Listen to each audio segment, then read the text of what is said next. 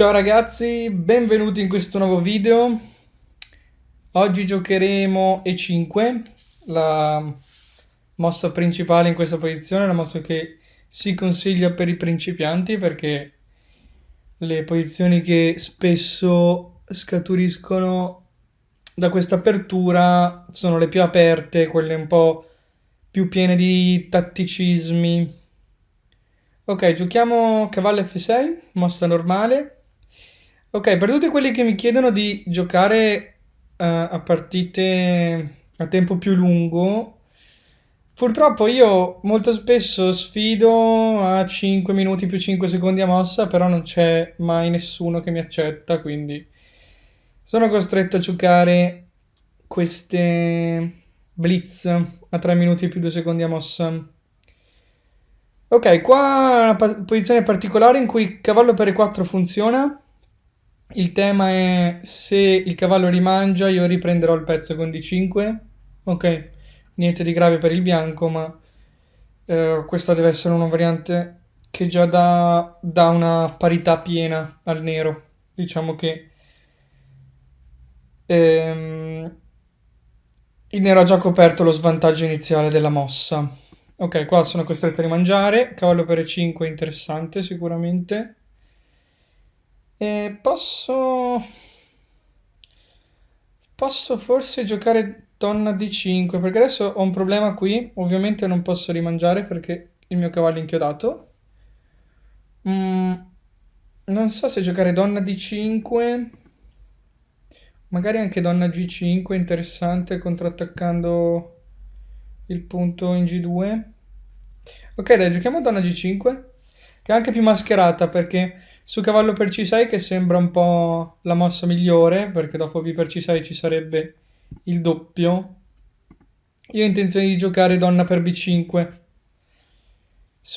quindi su cavallo per C6. E, e dopo il cavallo dovrà rispostarsi di nuovo, quindi avrò pochi problemi su questa linea. Ok, D4, interessante perché scopre l'azione dell'alfiere sulla mia donna e forse anche probabilmente la mossa o molto forte o molto debole, non riesco a capire. Questo pedone lo devo mangiare sicuramente. Ok, se giocassi alfiere H3 per lui non sarebbe un grossissimo problema perché c'è l'alfiere che tiene la torre.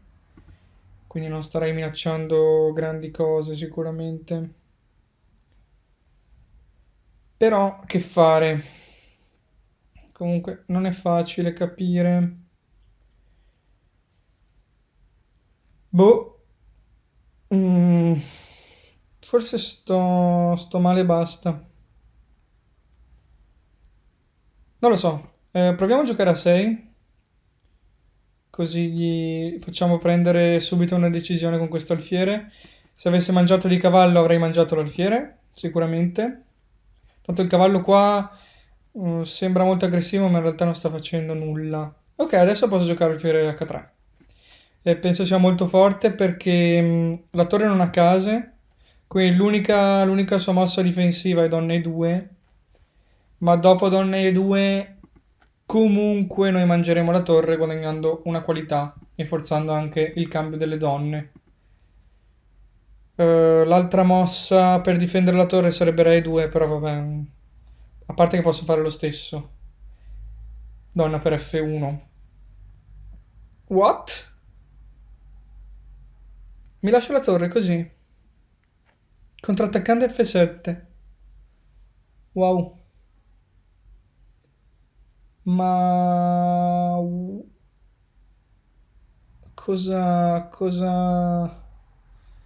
Cosa mi significa? Ok, giocherò G6 e parerò la tua minaccia.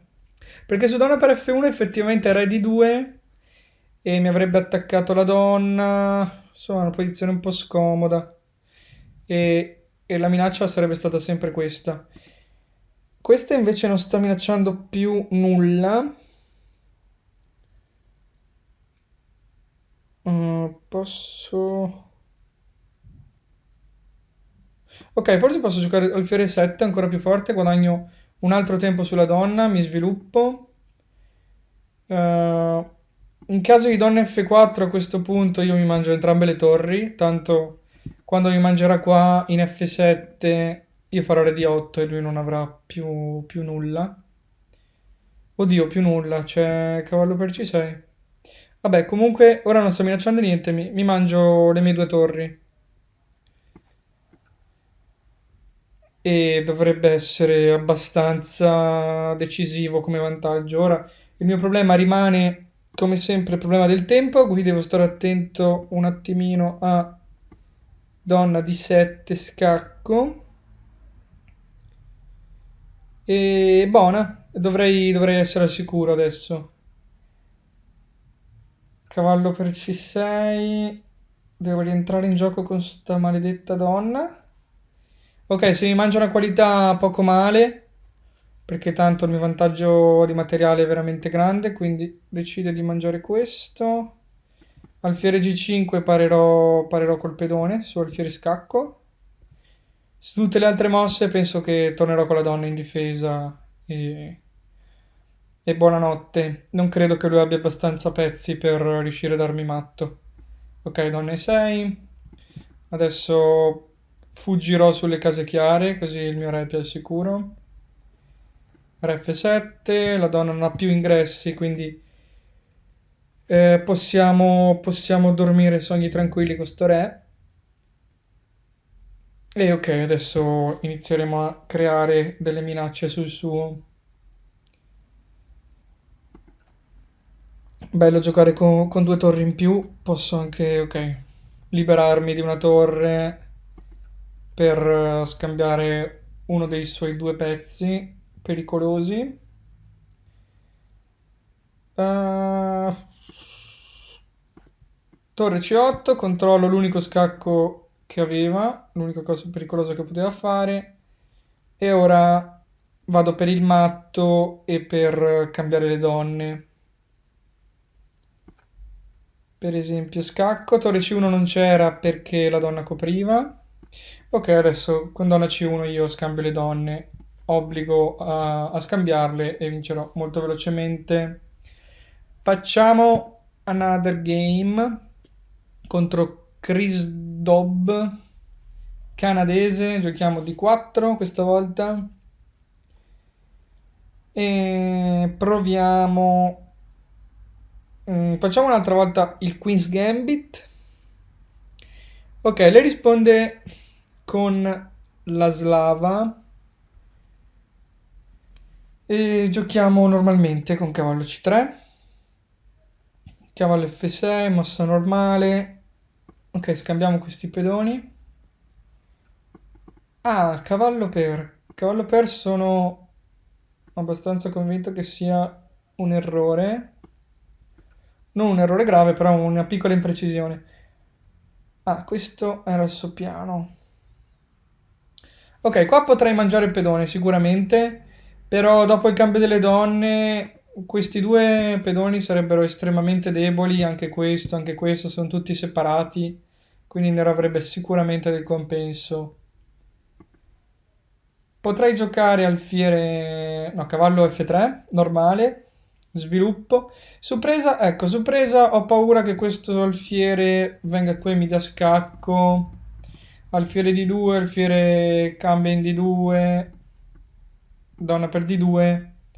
Questa posizione sembra un vantaggio discreto per me, però molti pezzi sono già stati cambiati, il che non mi piace perché io preferisco tenere più pezzi possibili sulla scacchiera. O ce la giochiamo a mo' di gambetto, giocando alfiere C4. Ovviamente il pedone non può essere preso su alfiere C4 perché sarebbe seguita alfiere per F7 scacco, re per e donna per D8, ora che la donna risulterà sospesa. Credo che siano 3-4 frasi che non azzecco un tempo verbale, ma va bene, sto ancora pensando a cosa fare. Alfiere C4 mi disturba un po' donna A5.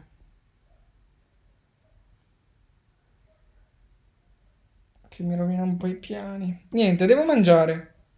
Mangio, alfiere B4 scacco, 99%. Alfiere D2 e il pedone D4 è tenuto. Vedete che quest'uomo vuole scambiare tutti i pezzi.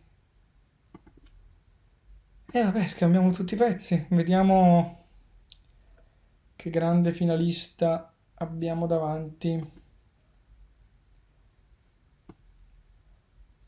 Torre B1.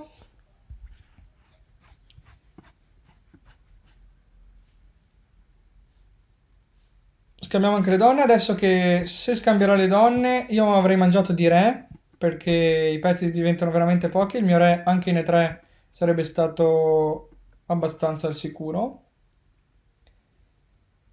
Alfiere G4. Probabilmente non ha cambiato le donne perché ha visto che ho già un quarto del suo tempo e quindi sta speculando un pochino. Ok, però sono riuscito a portare della buona iniziativa, c'è la mia torre che pressa su questo e adesso posso guadagnare un pedone abbastanza comodo con cavallo per G6 seguito dalla magica donna per G6 sfruttando l'inchiodatura di questo pedone sul re.